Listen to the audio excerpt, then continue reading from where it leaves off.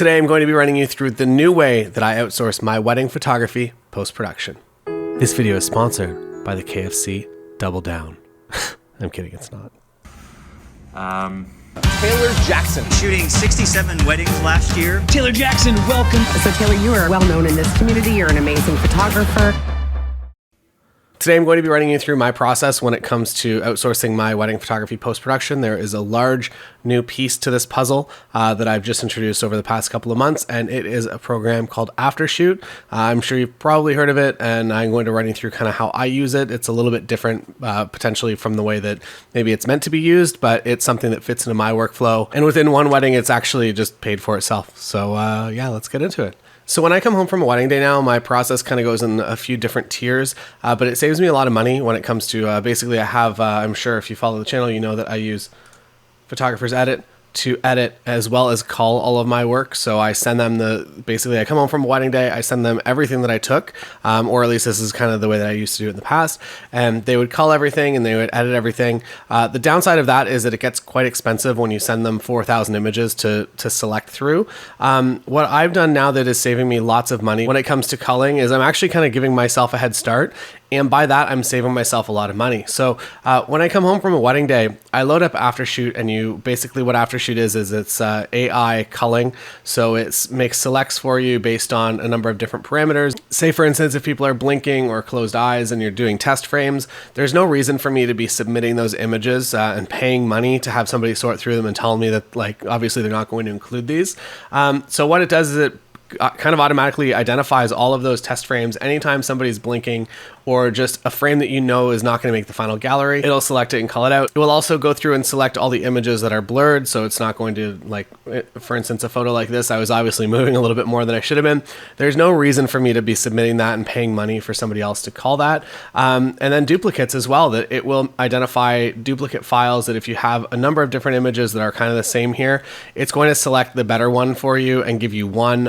I know that myself, I have a tendency to kind of double tap or triple tap, especially when doing family photos, that if I have a group of 10, 12, 15 people in front of me, I'm going to take probably 15 of those photos so that I know that I have one frame where everyone has eyes open and is facing the camera.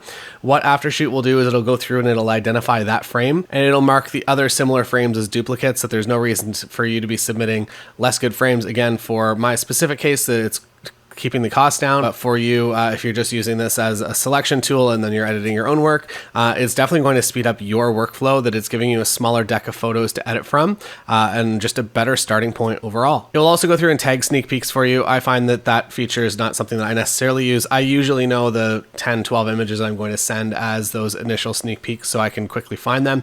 And I would say most of the time it's just from the sunset session or maybe one from the ceremony if they've done a really nice setup. And what it does here is it gives you your selects. So you basically load in the entire gallery of images that you shot, and it takes a little while. It takes 40 minutes here for this gallery. It was 3,000 images, took 40 minutes. You basically just let it run. You go and relax.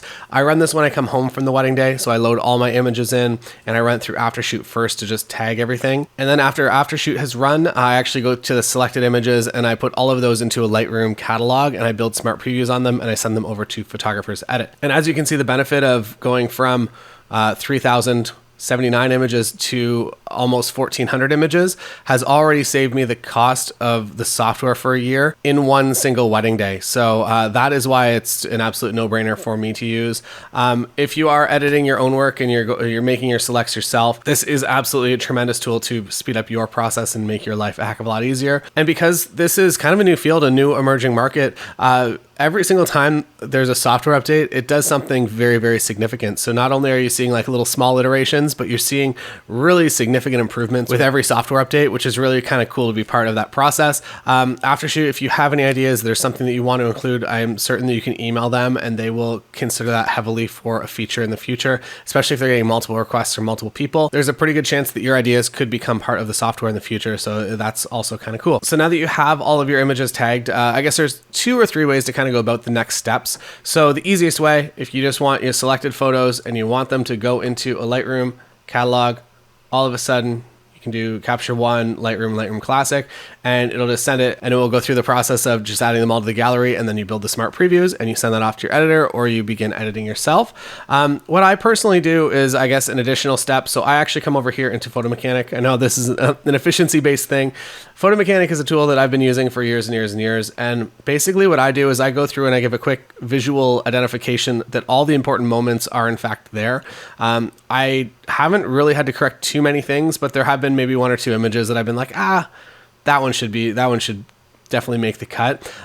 When you're shooting kind of like heavily backlit photos, and if you're doing anything creative, you definitely want to go in and kind of verify yourself, because if you're doing creative things, software can't really interpret exactly your mindset and what you think is a good image. So after a quick identification of the things that I think should be in there, I guess there's two ways to do it. You can either do it with the color labels or the numbers. And there you go. I unselected all the stars. I'm left with the same number of images that I had originally over in Aftershoot.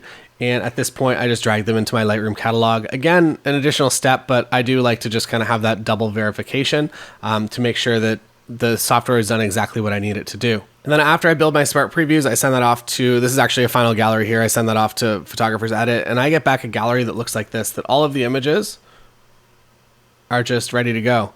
What I actually have them do is, so I have them cull as well. So they bring it down even more. So I'm going to guess that I probably sent about maybe 1,400 images total to them, and they called it roughly 50%. So they're basically doing kind of a refinement on what Aftershoot has done automatically, saving me money, saving them time, saving me time, getting my galleries back a little bit quicker. And they go through and they edit with my preset and make everything look exactly as I would. This is just a file as I got it back, and I'm pretty happy with it. Here, we'll click on and then from here, I will actually go through and I will usually remove maybe 200 images total to leave the gallery at about 600. If it's a 8-hour day, usually I'm delivering about 600 images. And I feel like less is definitely more, that there's definitely still a few similar images kind of in this stack here. And I'm going to go through and kind of give them maybe the 2 or 3 of the best ones and not make them look through everything else. I feel like it makes a tighter package kind of overall and a more enjoyable experience for your clients. You can decide to do that or you cannot. There's no right or wrong way to run a wedding photography business. And then after that, I'm done. Well, not really. So I do the traditional export, right click, go to export, kick everything out, and then I actually do an additional layer. So I guess there are a number of steps that are pretty efficient and all automated. So I'll export that, walk away from the computer for a bit. Then I'll actually go over here into Photoshop. I've talked about this. I talked about this in a video called the 98% trick. And I actually have a preset that both softens skin. You can definitely soften skin, and you can do the 98% trick in Lightroom if you want. I've just found that it's just easy enough to do it in Photoshop here. So my only 2 files, Craig McMorris and our Z9 video from the other day. And I will come over here and automate batch. And I have an action set up under TJ. It's literally my only action now. 98 plus port. So what that does is it shrinks the frame down from 100% to 98 and then leaves the vertical the same. So it's 100% vertical, just 98 kind of squished, which makes people just kind of enjoy themselves a little bit more. I think you lose maybe 5, 6, 7, 10 pounds with that trick. And then skin softening as well just gets automated. And I would say to run on a gallery of maybe 600, 800 images, it'll take this computer, which is a bit of a struggle bus. It'll take it maybe a half an hour, probably like 20 minutes. So it doesn't really take a whole lot of additional time. And the program that I use actually is Imagenomic, and it's called Portraiture, and that's what I use, and that's all. That's my outsourcing process. After that, I'll go back into Photo Mechanic and I'll rename everything. So I'll make sure that all the times sync together.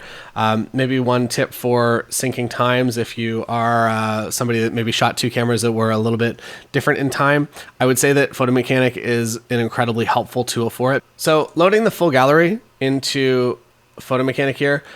This is what I use to retime everything. So for instance, my second photographer and I, maybe we didn't sync our cameras at the beginning of the day, or another tip is that you just take a photo of a clock, ideally with a second hand as well. So you can basically sync all of those images, or at least highlight all the photos, have the one image selected, and set the clock image to be exactly what it says on the clock.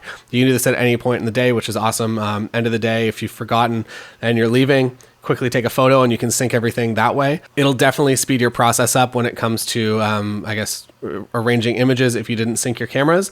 The other way you can do it, I guess the more simple way, is if you can find an image, say you and your second photographer, you probably both shot the first kiss. In this case, we were doing photo and video coverage, so we would have been doing video on one camera.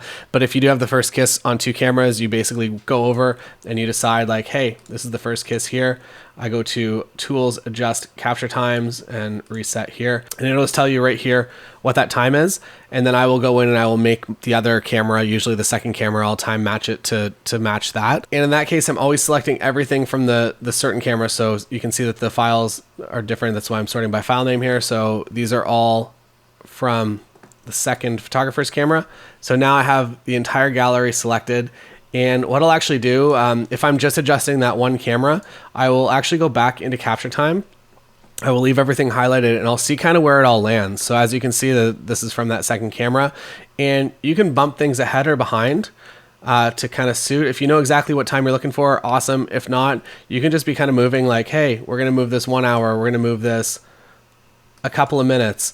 And you can move things kind of sequentially back and forth to find the spot that they fit the best. I find that is usually the easiest way, especially if I'm doing a wedding where maybe we both didn't capture the first kiss. In this case, it's pretty simple and frames are close enough, but that's how I do it if I ever do need to adjust the timing of photos. And that is all for my new, I guess it's not really new, it's partially new for my outsourcing process. Hopefully this revealed a little bit of the mystery. Definitely pick up Aftershoot. Regardless of what you're doing in wedding photography, you're probably going through a lot of images. Even just to remove the blurred images and the blinking images will save you a lot of time, that when you're going through, you know, you're kind of culling and you're selecting your images from the best of the best already, and you're not wasting your time with anything else. The time that it takes to run, even if it takes 40 minutes, a half hour, whatever it might be, I just run it at the end of the night, or you can run it in the morning when you wake up and just kind of let your computer begin working while you yourself go out and live your life. That's all.